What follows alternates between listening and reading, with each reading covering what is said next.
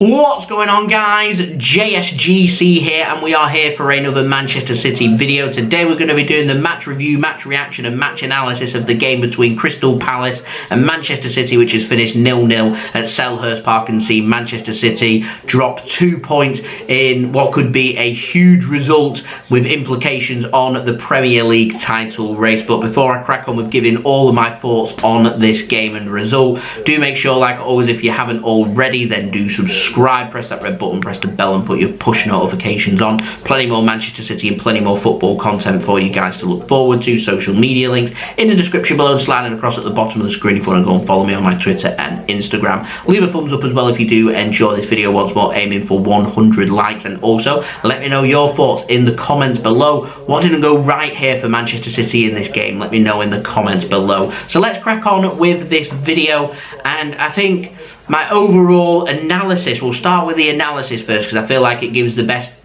pointers towards what happened in this game, is Man City need to be much better in front of goal. And I've got a feeling that particularly for the Southampton game coming up in the FA Cup at the weekend, and the Burnley game that we've got in the Premier League as well coming up as, after the international break, our first game after the international break, and also our next Premier League game, I've got a feeling them two teams are going to be playing very similar style of football, which is very similar to Crystal Palace, which is to sit deep and limit Manchester City's space. You limit Man City's space, you limit their creativity. You limit Man City's creativity, it means Manchester City are only going to create 3 or 4 very good opportunities, and if City have an off day like they have today at Selhurst Park, then you're putting Manchester City under a tremendous amount of pressure. Now, the only thing that really didn't go right for Crystal Palace in this game was they wasn't clinical in front of goal in the first 20 minutes of this game when they had opportunities where City were making mistakes at the back.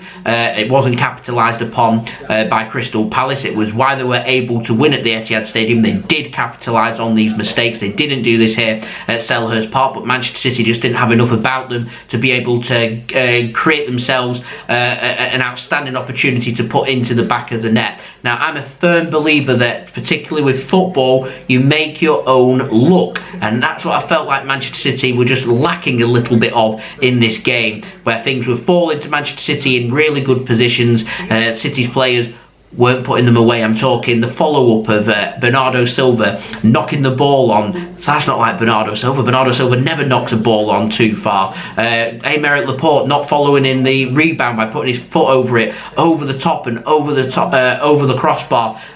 These are opportunities that normally 9 times out of 10 Manchester City put away, and yet we had 3 or 4 outstanding opportunities. I think the best of them all was Bernardo Silva's second half. Jack Grealish just lays it on a plate for him, and how Bernardo Silva doesn't put it into the back of the net, I'm not even sure Bernardo Silva could explain that one to you. And I feel like that was where the mistake was here for Manchester City. This was reminiscent of the game between Everton and Manchester City, where what was needed by City was just to put one of them opportunities away. We've got enough about us to keep a clean sheet, so we only needed to score a goal, and we haven't managed to do that. Now, we've gone 2 consecutive games in all competitions here with not scoring a goal, and Manchester City need to improve on that. I mentioned in that sporting build-up how important it was for Manchester City to get that winning momentum going forward, because the best preparation we had for Crystal Palace was to go out there and find a goal or two, to break down a stubborn defence and pick up a win. It's great preparation. There's no better preparation for any game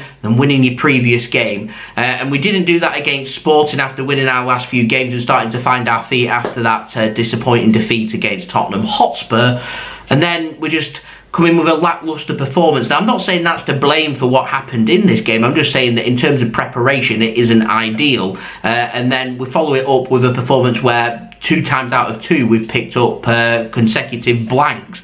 We've not scoring. That's 180 minutes of football that we've gone in our last 2 games without scoring. We've gone 2 consecutive games against Crystal Palace without being able to break them down either. And I'm sure a lot of people will point towards the fact that we didn't sign a striker in the summer. That's what we needed, and that might have helped, and it might have. But what's so important is when the opportunities are there to be put away, you need to put them opportunities away. And Manchester City did not do that, and we had 3 or 4 very good opportunities. And I do hope that come the end of the season, we do not regret them 3 or 4 opportunities. Now, I will say right now that more than likely that the huge implications on the Premier League title race all comes down to that match between Manchester City and Liverpool. The winner of that game, you would think, would go on to win the Premier League. That is a massive, massive game. But what City need to do is make sure that we're in the best possible situation going into that game, that there's pressure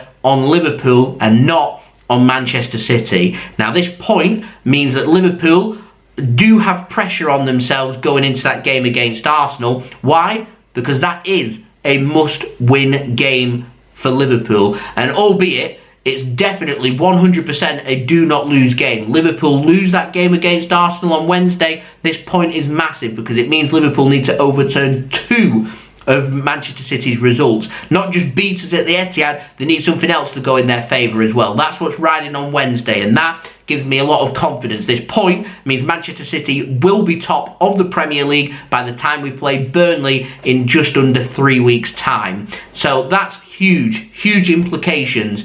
That match that Liverpool have got away at Arsenal is a huge, huge game. But I'll tell you right now, they'll be delighted on Merseyside because City haven't won. It's not 6 points at the top, it's 4 with their game in hand. They win that game, it's 1 point.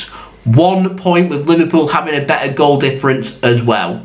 So that's a huge game, and Liverpool will take huge confidence off the fact that City have dropped points. So if Arsenal could do us a favour, that would be brilliant. But the result today, the positive, is it's still in Manchester City's hands. It's also in Liverpool's hands as well. We're in a very unique situation, and I feel like the Premier League title's all coming down to that match at the Etihad, that showdown match between City and Liverpool. This is where everything's heading towards, and City need to make sure that we're in the best possible shape going into that game. And it isn't ideal for us, and it isn't ideal for Liverpool either, that sandwiched between that game is 2 Champions League quarter-final games as well, which is huge. That is a huge week for Manchester City, and I'm hoping that we can come out of it unscathed, smelling of roses. But results like today and performances like today, they don't help. And we need to be better. We need to be much, much better. When the opportunities are there to be put away, put them away. Because we haven't. We've dropped points. We have to deal with that now. And basically it's over to Arsenal, and let's see what they can do. Fair credit to Crystal Palace, keeping us out for 180 minutes over 2 Premier League games.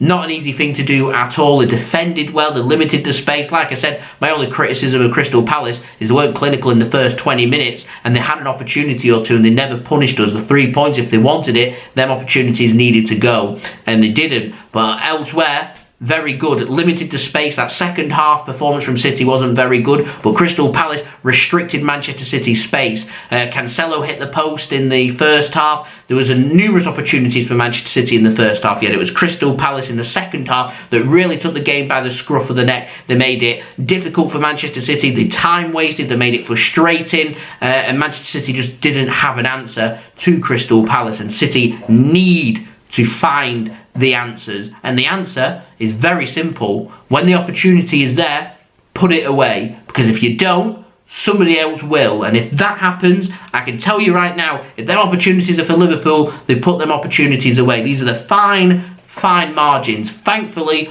we've got the points. We've got the 4 points. Then 4 points could be huge. That 1 point that we've gained today could well be the point that wins us the Premier League. And I've been serious when I say that. That point could be massive.